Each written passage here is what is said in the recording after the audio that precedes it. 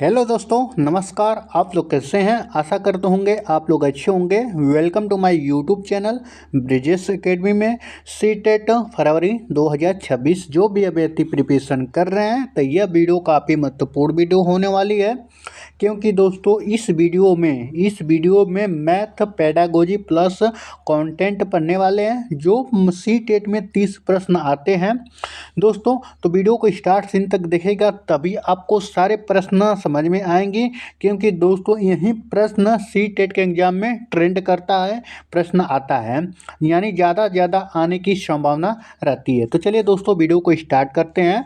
उससे पहले अगर आप लोग हमारे चैनल पर नए हैं तो चैनल को सब्सक्राइब करेगा, लाइक करेगा, कमेंट करेगा और शेयर करेगा। तो चलिए दोस्तों वीडियो को स्टार्ट करते हैं।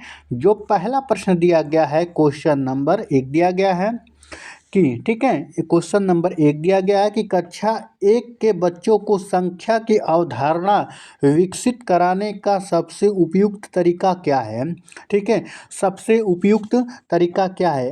अधिक से अधिक गणित की परिभाषाएं याद करना, जहां भी याद करवाना आ जाए उस प्रश्न को काट देना, यानी उस ऑप्शन को काट देना, क्योंकि यह नेगेटिव वर्ड होता है। ठीक है, वस्तुओं को छूकर गिनकर गतिविधि करना, तो ये ऑप्शन सही है। ठीक है, यानी बच्चों को कौन सी अवधारणा विकसित करने में उपयुक्त तरीका है, तो वस्तुओं को छूकर गिनकर गतिविधियां कराना, यह दोस्तों सबसे बेस्ट ऑप्शन है। जहां भी केवल आए उस ऑप्शन को काट देना, रटने की बात आए उस भी ऑप्शन को काट देना, क्योंकि वह सही नहीं है बल्कि यह नेगेटिव वर्ड है। ठीक है, तो जो ऑप्शन नंबर 2 सही है।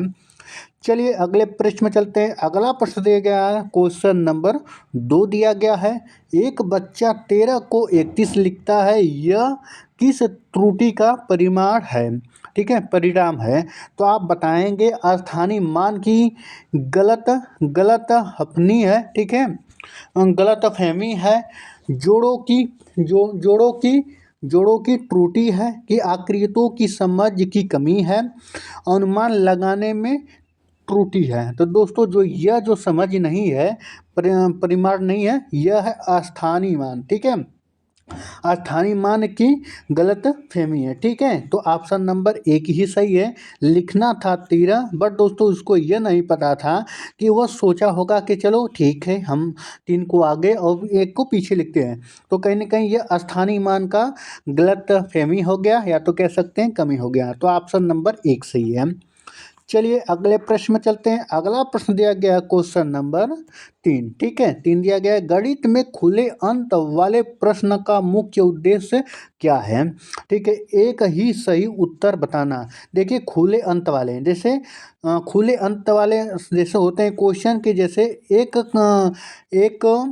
प्रश्न के कई उत्तर हो सकते हैं, तो वहीं खुले अंत वाले प्रश्न होते हैं। ठीक है, इसका मुख्य उद्देश्य क्या होता है कि एक ही सही उत्तर बताना? जी बिल्कुल नहीं, बहुत सारे उत्तर बताना। रटने की क्षमता को बढ़ाना, ये भी गलत है। ठीक है, ऑप्शन जहाँ भी रटने का बात है उस ऑप्शन को काट देना है। विभिन्न प्रकार के समाधान उत्पन्न करना, जी बिल्कुल सही है। ऑप्शन नंबर आपका 3 सही है, यानी विभिन्न प्रकार के समाधान उत्पन्न करना। तो चलिए अगले प्रश्न में चलते हैं। अगला प्रश्न दिया गया क्वेश्चन नंबर 4। क्वेश्चन नंबर 4 है, पूर्व संख्या अवधारणाओं में से एक संगति का अर्थ है वस्तुओं को जोड़ना है। ठीक है, कि हर वस्तु को एक संख्या शब्द से मिलान करना है।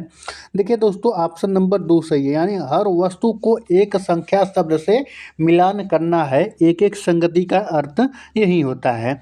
ठीक है, ऑप्शन नंबर 2 सही है। चलिए अगले प्रश्न में चलते हैं। अगला प्रश्न दिया गया क्वेश्चन नंबर 5 दिया गया है। एक बच्चा 402 को 4002 पढ़ता है। ठीक है, यानी 402 को 4002 पढ़ता है, वह किस चरण की कठिनाई महसूस कर रहा है? गिनती का कर रहा है? जी बिल्कुल दोस्तों, यह गिनती का नहीं कर रहा है। ठीक है, संख्या तो पहचाना तभी तो पढ़ रहा है। स्थानीय मान का ज्ञान नहीं है, यानी किस चरण में कठिनाई के महसूस कर रहा है, तो वह स्थानीय मान का है। ठीक है, तो ऑप्शन नंबर 3 सही है। चलिए अगले प्रश्न में चलते हैं। अगला प्रश्न दिया गया क्वेश्चन नंबर ठीक है। क्वेश्चन नंबर 6 है, गणित शिक्षण यानी गणित शिक्षण का एनसीएफ 2005 के अनुसार मुख्य उद्देश्य है बच्चों से तेजी से गणना करवाना। ये तो है नहीं, तेजी से गणना करवाना यह नेगेटिव वर्ड हो जाएगा, ठीक है। गणितीय चिंतन और तर्क विकसित करना, जी बिल्कुल ऑप्शन नंबर बी सही है, ठीक है। ऑप्शन नंबर बी सही। इसलिए दोस्तों एनसीएफ के अनुसार एनसीएफ यह कहता है कि गणित चिंतन और तर्क विकसित करना ही मुख्य उद्देश्य है एनसीएफ 2005, ठीक है। तो ऑप्शन नंबर बी सही है। चलिए अगले प्रश्न में चलते हैं। अगला प्रश्न दिया गया क्वेश्चन नंबर 7, ठीक है। क्वेश्चन नंबर 7 दिया गया है, कक्षा 2 के बच्चों को पूर्व गठन सिखाने का सर्वोत्तम तरीका है, ठीक है। पूर्व गठन सिखाने का सर्वोत्तम तरीका है लंबे लंबे प्रश्न लिखवाना, इससे कोई मतलब नहीं है मैथ का, ठीक है। बीजगणिती पढ़ना ये भी ऑप्शन गलत है, ठीक है। बेस 10, ठीक है, बेस 10 सामग्री से गतिविधि करवाना, जी ये बिल्कुल सबसे बेस्ट ऑप्शन है, ठीक है। तो ऑप्शन नंबर 3 सही है। चलिए अगले प्रश्न में चलते हैं। अगला प्रश्न दिया गया क्वेश्चन नंबर 8, ठीक है। 8 दिया गया है कि सभी टाइजेक्शन, ठीक है साथियों, सभी टाइजेशन का अर्थ है बड़े संख्याओं को जोड़ना, ठीक है। बड़े संख्याओं को जोड़ना, तो ये ऑप्शन गलत है, बड़े संख्याओं को नहीं जोड़ा, ठीक है। वस्तुओं को समूह को बिना गिने पहचानना, ये ऑप्शन सही है, ठीक है। यानी कह सकते हैं कि वस्तुओं को समूह को बिना गिने पहचानना, तो ऑप्शन नंबर बी सही है। चलिए अगले प्रश्न में चलते हैं। अगला प्रश्न दिया गया क्वेश्चन नंबर 9, गणितीय संप्रेषण का उद्देश्य है जल्दी से उत्तर देना, जी बिल्कुल नहीं। संप्रेषण का मतलब नहीं है कि जल्दी से उत्तर देना, तो यह संभव नहीं है। देखिए गणितीय विचारों को व्यक्त करना, ऑप्शन नंबर बी सही है, ठीक है। यानी कह सकते हैं कि गणितीय संप्रेषण का उद्देश्य है गणितीय विचारों को व्यक्त करना, ऑप्शन नंबर बी सही है। चलिए नेक्स्ट क्वेश्चन चलते हैं। नेक्स्ट क्वेश्चन दिया गया है क्वेश्चन नंबर 10 क्या दिया गया है, आप लोग दोस्तों आंसर करिएगा और कमेंट में अवश्य बताइएगा कि आपके कितने प्रश्न सही हुए हैं। एक बच्चा, ठीक है, एक बच्चा 8 + 7, ठीक है, 8 + 7 को लिखता है 15, ठीक है। 15 जोड़ने पर 15 आता है, उसके बजाय वह 8 प्लस यानी 8 + 7 = 14 लिखता है। यह किस कौशल में दिक्कत है? तो ये ऑप्शन, तो देखिए दोस्तों, ये भी 15 होगा, ये भी 15 होगा, पर वो लिखा बच्चा नहीं है, कंफ्यूज है। देखिए तार्किक सोच, ठीक है, कह सकते हैं एक तरह से तार्किक सोच है, तो तार्किक सोच भी नहीं है, ठीक है। क्या है, जोड़ के तत्व, उसे जोड़ के तत्व नहीं पता है कि, ठीक है, 8 + 7 = 15 होता है और 7 + 8 = ही 15 होता है, यानी उससे जोड़ का तथ्य नहीं पता है, तो यानी जोड़ के तथ्य के कौशल में दिक्कत आ रहा है, तो ऑप्शन नंबर बी सही है। चलिए अगले प्रश्न में चलते हैं। अगला प्रश्न दिया गया क्वेश्चन नंबर 11 वेन हिले के सिद्धांत का पहला स्तर है विश्लेषण है, ठीक है, विश्लेषण नहीं है, निगमन स्तर ये भी नहीं है, पहला जो है दृश्य, वह दृश्य स्तर है। कौन सा, वेन हिले सिद्धांत का जो पहला स्तर है वह दृश्य स्तर है, तो ऑप्शन नंबर सी सही है। चलिए अगले प्रश्न में चलते हैं। अगला प्रश्न दिया गया क्वेश्चन नंबर 12 अनुमान कौशल को बढ़ाने के लिए कौन सा तरीका उपयुक्त है? बच्चों से बड़े प्रश्न कठिन तरीके से हल करवाना, जी बिल्कुल ये ऑप्शन पहले गलत है, बच्चों को पहले ये नहीं कराना चाहिए। बच्चों को उत्तर याद करवाना, तो देखिए जहाँ भी याद करवाने की बात आए, ठीक है, तो उस ऑप्शन को काट देना, ठीक है। और अगला ऑप्शन दिया गया है वस्तुओं की लंबाई, वजन आदि का अनुमान लगवाना, तो ऑप्शन नंबर सी सही है।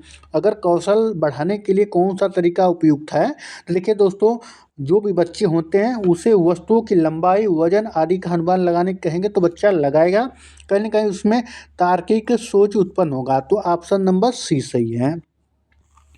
अगला प्रश्न दिया गया क्वेश्चन नंबर 13, स्थानिक रूपांतरण। स्थानिक रूपांतरण किससे संबंधित है? आकृतियों को पलटने घुमाने की पहचान है, ठीक है, पहचान है। संख्याओं को जोड़ना, ये भी ऑप्शन गलत है। परिभाषा याद करना, जहाँ भी याद करना है उस ऑप्शन को काट देना, वो भी, ये भी ऑप्शन गलत हो गया। गुड़ा पहाड़ा पढ़ाना, तो ये भी ऑप्शन गलत है। कौन सा सही है? तो आकृतियों को पलटने घुमाने पर पहचानना, ठीक है, तो ऑप्शन नंबर 1 सही है। और अगला प्रश्न दिया गया है क्वेश्चन नंबर 14, गलत अवधारणाएं, ठीक है, यानी मिस मिस कंसेप्शन को कैसे दूर किया जा सकता है? तो कैसे दूर किया जा सकता है? बच्चे पर डांट कर, देखिए दोस्तों, बच्चों को कभी नहीं डांटना है, ना उसे भड़काना है, बल्कि उनका ही सम्मान करके ही बताना है, ठीक है। बच्चों को डरा कर, ये भी ऑप्शन गलत है, इसलिए गलत है कि नेगेटिव वर्ड है। जहाँ भी डराना डांटना आ जाएगा ये नेगेटिव वर्ड होते हैं। गतिविधि आधारित शिक्षण से, सबसे बेस्ट ऑप्शन है गतिविधि आधारित शिक्षण से। कठिन प्रश्न देकर, जहाँ भी कठिन आ जाए उस ऑप्शन को काट देना, कि भी ये भी नेगेटिव वर्ड होता है। तो ऑप्शन नंबर सी सही है। चलिए अगले प्रश्न में चलते हैं। अगला प्रश्न दिया गया है क्वेश्चन नंबर 15, एक बच्चे ने वर्ग और आयत को एक ही आकृति समझा, वह वेन हिले के किस स्तर पर है?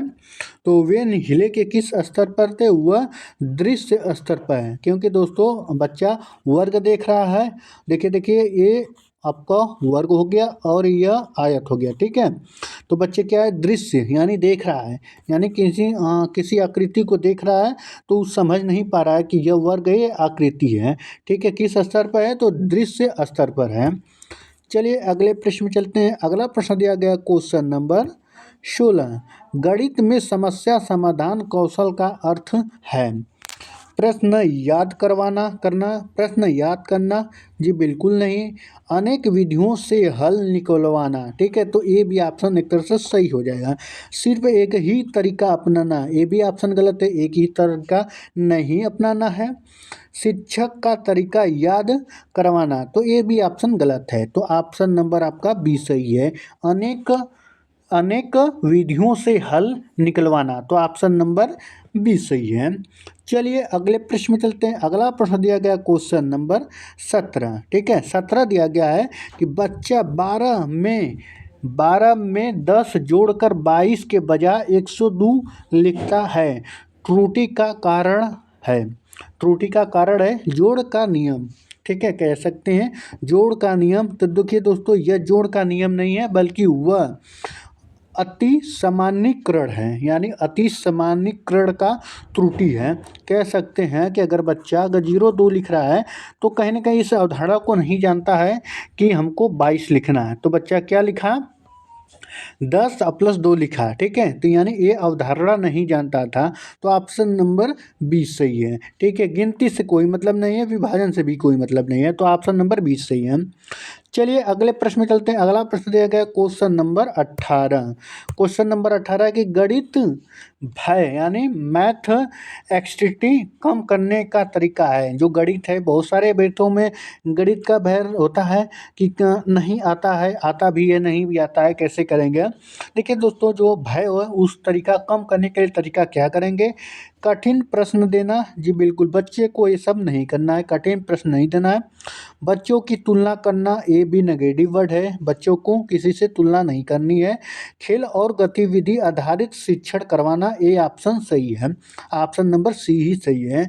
अधिक गृहकार देना, ये नेगेटिव वर्ड में आता है दोस्तों, इसको भी नहीं लेना है, तो ऑप्शन नंबर सी सही है। चलिए अगले प्रश्न में चलते हैं। अगला प्रश्न दिया गया क्वेश्चन नंबर 19 है। कक्षा में प्रश्न पूछने का उद्देश्य है।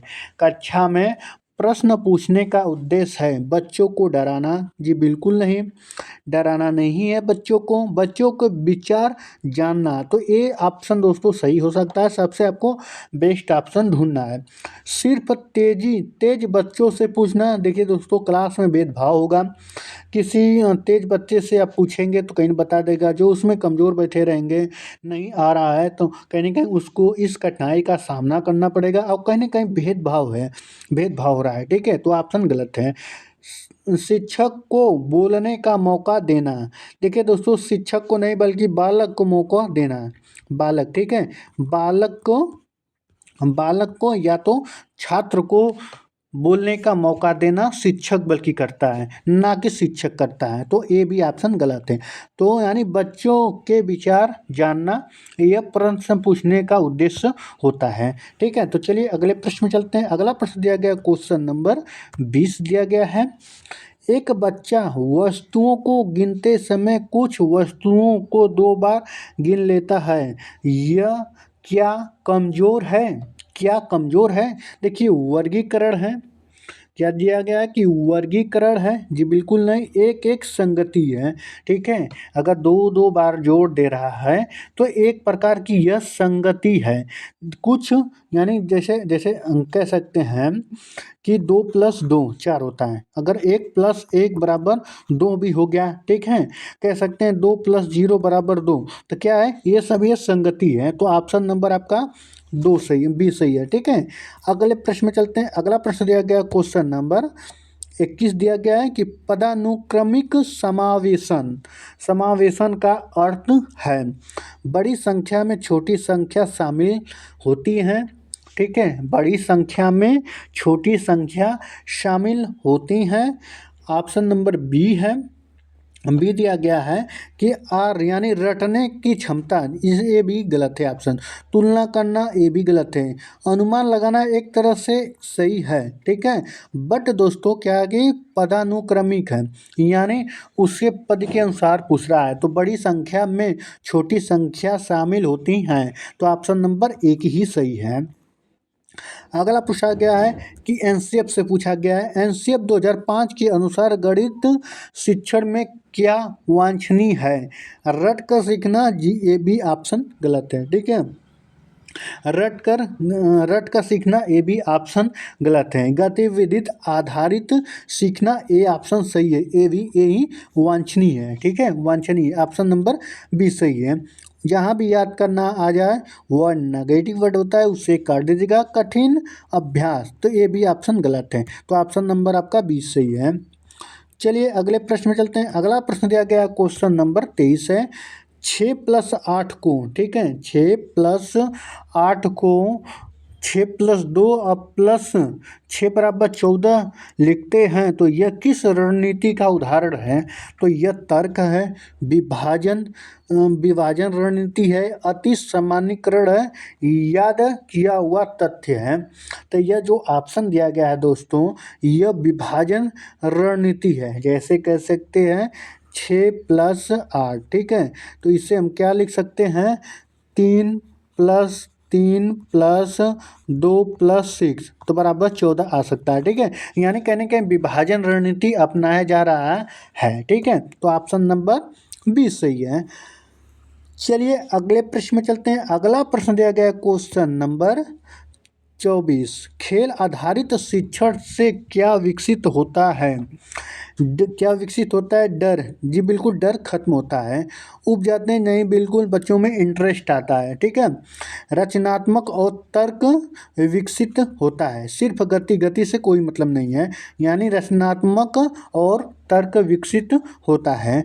चलिए अगले प्रश्न में चलते हैं। अगला प्रश्न दिया गया क्वेश्चन नंबर 25। एक बच्चा 2000 यानी 5006 को, ठीक है दोस्तों? क्या बच्चा है? एक बच्चा है 5006 को 5006 की वजह 56 लिखता है, त्रुटि है। संख्या की पहचान, त्रुटि है कि स्थानीय मान की समझ। देखिए दोस्तों यह स्थानीय मान की समझ है, स्थानीय मान की समझ है। इसलिए दोस्तों अगर यहीं आप 5006 लिख रहे हैं, ठीक है? अगर सोच रहे हैं कि नहीं चलिए 2 को हटा दें, क्या ही मतलब निकलेगा, अगर यहीं अगर जीरो पहले है तो मायने रख रहा है, अगर यहाँ जीरो नहीं है, ठीक है, आगे रखना कहीं उसका कुछ और मायने है, तो कहीं ना कहीं इसके स्थानीय मान की समझ नहीं है, यानी त्रुटि है। तो ऑप्शन नंबर आपका 20 सही है। चलिए अगले प्रश्न में चलते हैं। अगला प्रश्न दिया गया है क्वेश्चन नंबर 26। 26 दिया गया, प्राथमिक स्तर पर गति में कौन सी विधि उपयुक्त है। देखिए, रटने वाली शिक्षा होती है जी, बिल्कुल नहीं। रटने वाली शिक्षा होती है, बिल्कुल नहीं है। अनुभवात्मक शिक्षा, ऑप्शन नंबर 2 ही सही है। चलिए अगले प्रश्न में चलते हैं। अगला प्रश्न दिया गया क्वेश्चन नंबर 27, समस्या समाधान में अनेक रास्ते क्यों आवश्यक हैं। देखिए, बच्चे को भ्रमित करना जी, बिल्कुल नहीं, ये ऑप्शन गलत है। बच्चे को भ्रमित नहीं करना है। बच्चे को तर्कशील बनाता है जी, बिल्कुल तर्कशील बनाता है, ऑप्शन नंबर बी ही सही है। ठीक है। समय खराब करता है जी, बिल्कुल नहीं। परीक्षा में काम नहीं आता है, तो ये भी ऑप्शन गलत है। तो ऑप्शन नंबर आपका 20 सही है। चलिए अगले प्रश्न में चलते हैं। अगला प्रश्न दिया गया क्वेश्चन नंबर 28, मॉडलिंग का अर्थ है फैशन शो है।